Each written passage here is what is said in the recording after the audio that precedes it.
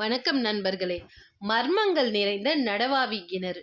முன்பு ஒரு காலத்தில், கடும் கோடை காலத்தில், வரதராஜ பெருமாள் காஞ்சியிலிருந்து திருமுக்கோடல் பகுதிக்கு பயணம் சென்றார். நீண்ட தூரம் பயணம் செய்ததால் பெருமாளுக்கு அதிக தாகம் ஏற்பட்டதாம். அங்கிருந்த நதிகளில் தண்ணீர் குறைவாக இருந்ததால் இருந்த ஒரு ஆழிக்கிணற்றில் குறைந்த நீரை கண்டு அங்கு சென்றார். ஆனால் அந்த கிணறு மிகவும் ஆழமானதாக இருந்தது. கீழே இறங்கி செல்லவோ அல்லது குளிக்கவோ வசதி இல்லை.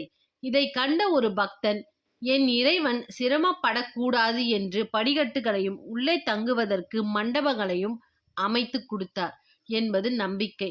இந்த கதையை நினைவு கூறும் வகையில் தான் இன்று நடவாவி உற்சவம் நடக்கிறது.